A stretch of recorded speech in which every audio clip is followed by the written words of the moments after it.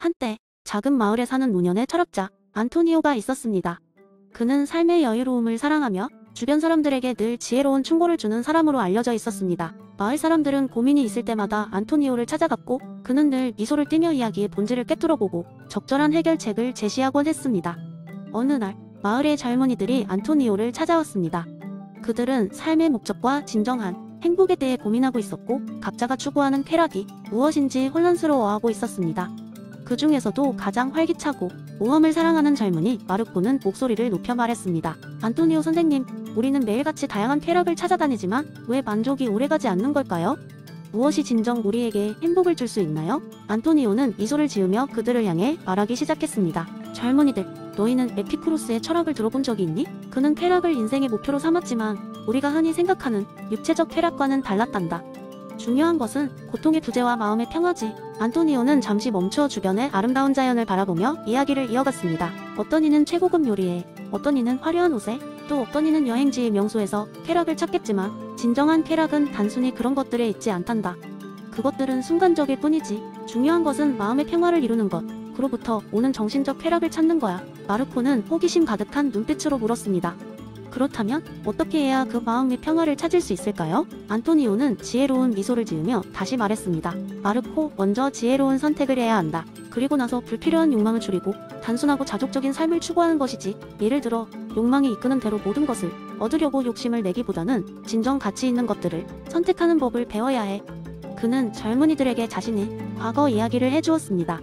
한때 안토니오도 부와 명예를 두쳤던 시절이 있었습니다. 하지만 늘 느끼던 것은 불안과 불만족이었습니다. 그래서 그는 모든 것을 내려놓고 자연이 주는 것에 감사하는 삶으로 전환했습니다. 이는 물질적 부유보다 훨씬 더 큰 만족을 가져다 주었습니다. 결국 안토니오는 결론 지었습니다. 행복은 외부로부터 오는 것이 아니라 내면으로부터 지켜지는 것이란다. 그 평화는 곧 우리의 자족에서, 소박하지만 깊은 관계에서, 그리고 감사의 마음에서 시작해. 젊은이들은 안토니오의 이야기를 들으며 곰곰이 생각했습니다. 그리고 그날 이후 그들은 지나치게 욕망을 탐하는 대신 서로의 마음을 나누고 작은 것에서도 즐거움을 찾기 시작했습니다. 안토니오의 철학은 마을 전체의 퍼져 모두가 더 평화롭고 행복한 삶을 살 수 있도록 했던 것입니다. 두 번째 이야기, 옛날 옛적, 바다와 숲, 산과 시내가 만나는 작은 마을에 페르난도라는 남자가 살고 있었습니다. 페르난도는 철학을 좋아하는 조용한 사람이었지만 마을 사람들은 그를 조금 이상한 사람으로 여겼죠. 어느 날 페르난도는 마을 사람들에게 범실론의 개념을 설명하기로 마음먹었습니다.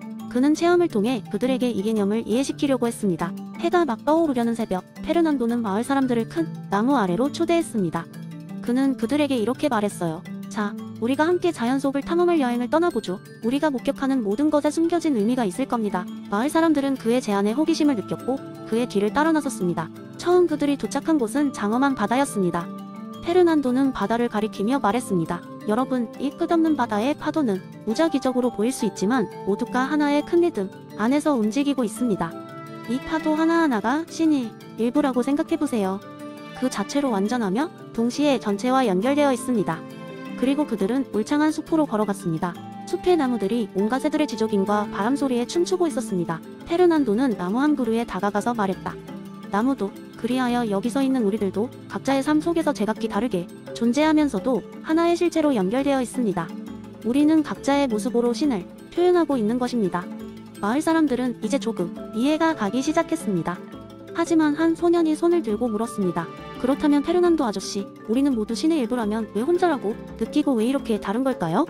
페르난도는 웃으며 대답했습니다. 그건 우리가 자신을 전체의 일부로 인식하지 못하고 각자 다른 모습을 하고 있기 때문이지. 하지만 진실로는 우리는 모두 연결되어 있어. 내 존재가 너의 존재를 감싸고 돌며 너의 존재 역시 나의 존재를 감싸고 도는 거야. 이게 바로 범실론이 말하는 통일된 실체의 개념이지. 마침내 페르난도는 사람들을 마을이 작은 시내로 안내했습니다. 물이 고요히 흐르고 있었고 마을 사람들은 그 앞에 앉아 페르난도의 말을 곰곰이 생각했습니다. 그는 흐르는 물을 바라보며 조용히 덧붙였습니다. 여러분, 이 물이 흘러가는 것이 마치 시간의 흐름과 같지 않나요?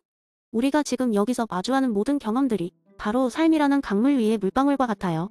그리고 이 물방울 하나하나가 모여 큰 강을 이루듯 우리의 존재들도 하나로 모여 신의 거대한 실체를 이룬답니다.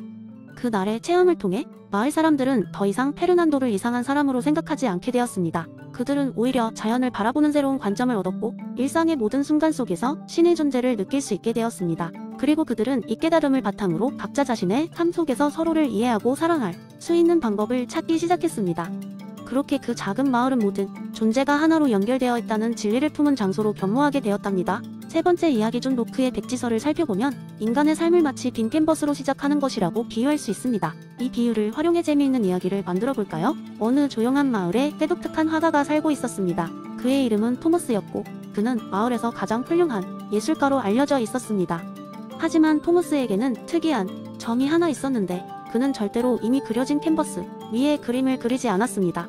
언제나 새하얀 캔버스만을 사용했죠. 사람들은 그에게 왜 하필이면 그렇게 하얀 캔버스만 고집하느냐고 물었습니다. 그러면 토머스는 늘 미소를 지으며 이렇게 대답하곤 했습니다. 모든 작품은 처음부터 시작되어야 하니까요. 하루는 호기심 많은 소년 제이미가 토머스를 찾아왔습니다.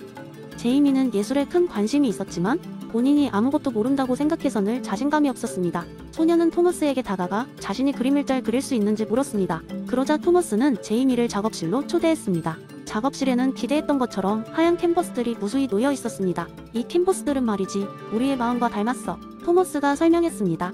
처음에는 아무것도 적혀있지 않지만 내가 경험을 통해 배우고 느끼는 모든 것이 여기에 색을 더할 거야. 그러니 너도 하얀 캔버스를 두려워하지 말고 자신이 원하는 것을 그려보렴. 제이미는 눈을 반짝이며 캔버스 앞에 섰습니다. 처음엔 어떻게 시작해야 할지 몰라 주저했지만 토머스가 격려해 주었습니다. 첫 곧 작업을 두려워하지 말아봐. 모든 위대한 그림이 그렇듯 내 경험이 너의 작품을 더욱 훌륭하게 만들어줄 거야. 제이미는 용기를 얻어 붓을 들고 자신만의 색깔로 캔버스를 채워나갔습니다. 시간이 흐르면서 제이미는 자신만의 그림 스타일을 찾았고 더 많은 것을 배우기 위해 세상에 나가기로 결심했습니다. 그 과정에서 사람들을 만나고 새로운 경험을 쌓으며 제이미는 다양한 인생의 빛깔을 캔버스에 담아냈습니다. 마을로 돌아와 성장한 제이미는 이제 스스로 훌륭한 화가가 되어 있었습니다. 그는 토머스를 다시 찾아가 감사의 인사를 전했습니다. 당신이 저에게 하얀 캔버스를 어떻게 채워야 하는지 알려주신 덕분에 제 나름의 이야기를 만들 수 있었습니다. 토머스는 만족스럽게 미소 지으며 대답했습니다. 너는 이미 훌륭하게 잘 해냈으니 앞으로도 너만의 캔버스를 계속 그려 나가길 바란다. 우리의 마음은 무한한 가능성을 가지고 있단다. 이렇게 로크의 백지설은 제이미가 자신의 가능성을 발견하고 경험을 통해 성장해 나가는 과정을 통해 아름답게 구현되었습니다. 인간의 지식과 성격은 비록 백지로 시작되지만 토머스의 말처럼 경험을 통해 무한히 발전할 수 있는 것이죠. 그리고 그 하얀 캔버스는 우리 모두에게 주어진 가능성과 기회의 상징으로 남아있습니다. 네 번째 이야기, 옛날 옛적 평화롭고 단조로운 작은 마을에 살고 있던 사람들은 매일 똑같은 일상을 살아가고 있었습니다. 이 마을의 이름은 타임리스빌.로 시간마저도 이곳에선 특별히 의미가 없다 여겨질 만큼 변화가 적은 곳이었습니다. 모든 사람들은 매일 아침 일어나 정해진 일과를 반복하며 살아갔고 한 세대가 지나도 큰 변화 없이 시간이 흘러갔습니다. 어느 날 마을 광장에서 기이한 일이 벌어졌습니다. 하늘에서 갑자기 빛나는 금빛 사과 하나가 떨어진 것입니다. 이 사과는 그 어떤 사과와도 달랐고 마치 신비로운 힘을 지닌 것처럼 보였습니다. 호기심 많은 젊은 소녀 아리아는 사람들 사이에서 용기를 내어 그 사과를 손에 쥐었고 그 순간 그녀의 마음속에 새로운 가능성의 문이 열렸습니다. 아리아는 그 사과가 단순한 과일이 아닌 변화의 사과라는 것을 직감했습니다. 그녀는 이 사과를 어떻게 활용해야 할지에 대해 고민하기 시작했고 그때부터 타임리스빌에서는 작디 작은 사건이 시작되었습니다. 사람들은 아리아가 마을 생활에 작은 변화들을 가져오기 시작했음을 알아챘습니다. 그녀는 마을 사람들에게 일상적인 삶에서 벗어나 새로운 시도를 권했습니다. 예를 들어 마을에서 오랫동안 전통이라고 믿어졌던 낡은 농사 방식 대신 아리아는 혁신적인 방법을 제안하여 작물의 생산량을 2배로 늘렸습니다. 사람들은 처음에는 그녀의 이야기를 의아해했지만 아리아가 제시한 방법들이 하나둘씩 성공을 거두자 이제는 그녀를 믿고 따르기 시작했습니다. 아리아의 변화는 단순히 농사 방식에 그치지 않았습니다. 그녀는 마을 학교에서 새로운 교육 프로그램을 도입했고 이를 통해 아이들이 스스로 생각하는 법을 배우도록 격려했습니다. 또한 마을 광장에서 매주 열리는 변화의 이야기 집회를 통해 마을 사람들은 자신들만의 꿈과 이상을 자유롭게 나누고 토론할 수 있게 되었습니다.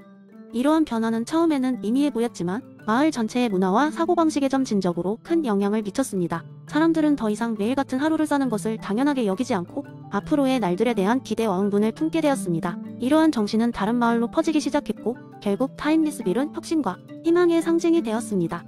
아리아는 종종 금빛 사과를 가져와 마을 사람들에게 보여주며 그들에게 잠재된 가능성을 잊지 않도록 상기시켰습니다.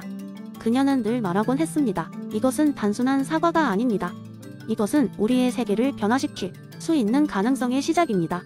이 이야기에서 아리아가 경험한 사건은 알랭 바디우가 말하는 사건의 전형적인 예입니다. 기존 질서가 변경되고 그녀가 발견한 새로운 진실이 마을 전체를 변화시킨 것입니다. 이들은 이제 더 이상 타임리스 빌이 아닌 스스로 시간의 흐름을 만들어가는 타임 웨이브 빌로 새롭게 떼어났습니다.